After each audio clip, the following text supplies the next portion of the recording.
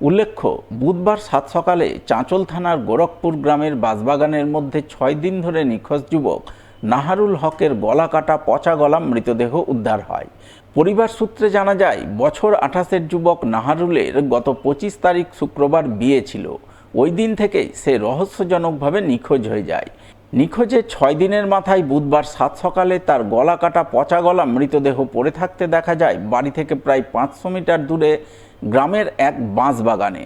ঘটনায় পরিবারবর্গ অভিযোগ করেন, নিহত নাহারুল নিখোঁজ হওয়ার প্রাক্কালে তার মোবাইলে গ্রামের এক মহিলা একাধিকবার ফোন করেছিল।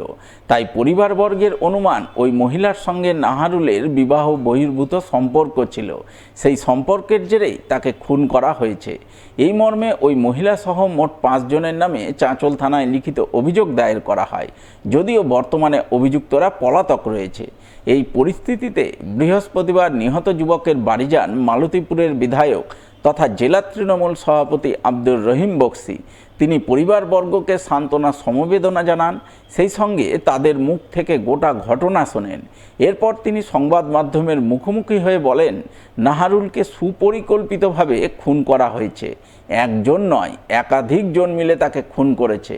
যারা খুনের ঘটনায় জড়িত তাদের পুলিশ খুব শীঘ্রই গ্রেপ্তার করবে এবং খুনের ঘটনায় জড়িতদের ফাঁসি হওয়া উচিত বলে তিনি মনে করেন। যারা এভাবে নৃশংস হত্যা করেছে, আইনত তাদের ফাঁসি হওয়া উচিত বলে আমি মনে করি। এবং সুপরিকল্পিতভাবে, একজন শুধু নয়, একাধিক জন। এই মার্ডার একজন করতে পারে না, একাধিক জন মার্ডার করেছে। আমাদের মনে হয়েছে যেটা তদন্ত সাপেক্ষে সেটা আরো বেশি করে উঠে আসবে। পুলিশ দেহ উদ্ধার করেছে, পুলিশ প্রশাসনের সাথে আমরা দেখা করব। অনতিবিলম্বে দোষীদের গ্রেপ্তার, চার্জশিট প্রদান, দৃষ্টান্তমূলক শাস্তি, যা ইতিহাস হয়ে থাকুক। দ্বিতীয় কোনো ব্যক্তি যাতে এই ধরনের ঘটনা ঘটাতে না পারে, এরকম একটা শাস্তির ব্যবস্থা করা হোক। যা যা আইনি পদক্ষেপ, আইনি সহযোগিতা, সমস্ত সহযোগিতা করে ওর পাশে দাঁড়াবো। ওনার বাবা আমাদের কাছে যে ধরনের সহযোগিতা চাইবেন, আমরা সেই ধরনের সহযোগিতা নিয়ে তার পাশে দাঁড়াবো বিধায়ক হিসাবে।